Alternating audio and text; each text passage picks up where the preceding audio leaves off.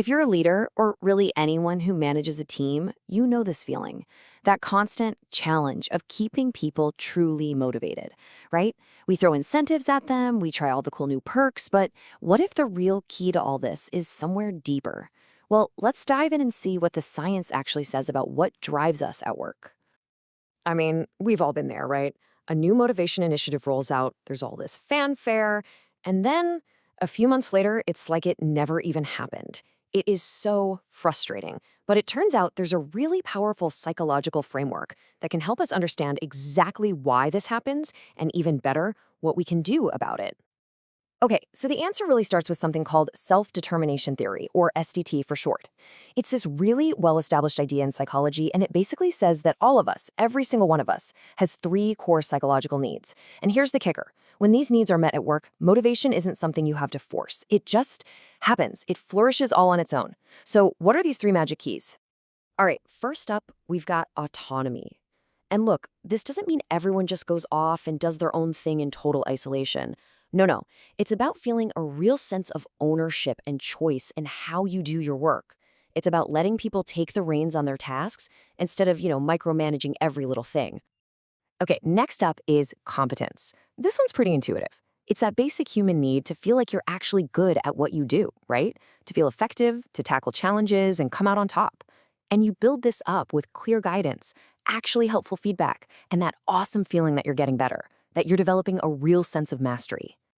And number three, the final piece of the puzzle, is relatedness.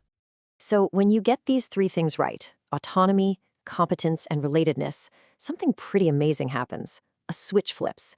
People become what's called autonomously motivated. They start doing their work not because they have to, but because they genuinely want to, because they find it interesting, valuable, and rewarding. And honestly, isn't that the holy grail we're all looking for? Okay, so that's the theory. It sounds great, right? But does it actually work in the real world, with real companies and real people? Well, a group of researchers decided to find out.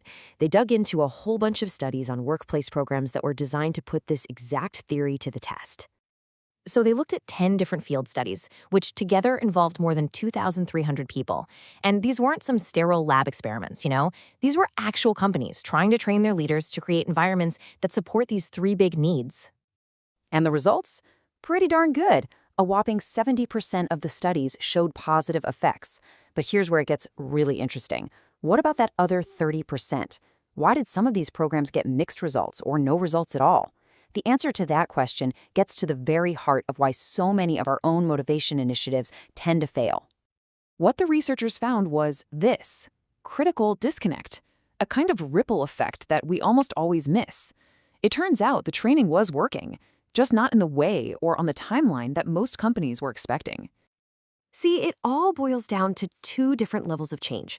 You've got the first level, the change in the leaders themselves, the ones who actually went to the training. And that change? It was fast. It was direct. They learned the new skills? Great. But then there's the second level, the change that their employees felt. And that? Well, that was way slower, way less direct. The impact had to kind of trickle down.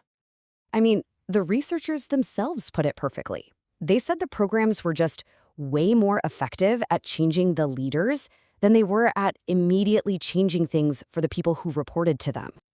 Here's a great way to think about it: the gardener analogy. Imagine you send a gardener to a workshop to learn better gardening techniques. That's step one, right? That's your leader training. Then, the gardener comes back and starts using those new techniques: better watering, better soil, all that stuff. That's the leader changing their behavior. But the plants, they don't just magically transform overnight. It takes time for them to soak up all that better care before they can really start to flourish. In fact, the research is pretty clear that the real benefits for employees might not show up for months. It's a phenomenon known as a sleeper effect. The positive changes are there, but they're incubating. And this is a huge trap. It means that if you measure success too early, you might think the whole thing was a failure, when really the seeds you planted just haven't had time to sprout yet. Okay, so knowing all of this, how do we actually make it work? How do we make sure that the gardener's new skills translate into a garden that's thriving? Well, the good news is, the research gives us a pretty clear blueprint to follow. So what's in this blueprint? Well, there are a few absolutely crucial ingredients for success. First, you've got to get buy-in from senior management.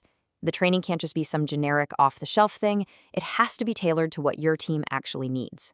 How you deliver it is also a huge deal. Things like one-on-one support and making it voluntary are way more effective than just making it mandatory. And probably the biggest one, you have to be patient. Let's break that down even more simply. Here's what helps. One-on-one check-ins, making sure the training is voluntary, and tying it to what the team is actually trying to accomplish. Why? Because all that stuff supports autonomy and competence. And here's what gets in the way. Forcing people to go, ignoring what's happening on the ground, or using a one-size-fits-all approach. Those things can actually crush the very needs you're trying to support. So really, the crucial point is this. Changing your leader's behavior is just the first step. It's a super important one, but it is not the finish line. The real magic, the lasting change happens when those new behaviors actually transfer from the leader to the team, and when you give those changes enough time to really take root. And that really brings us to the final big question you should ask yourself. When you think about motivation where you work, are you just training the gardener, or are you taking the time, patiently and purposefully, to create the conditions, the right soil, the right light, the right support for the whole garden to flourish?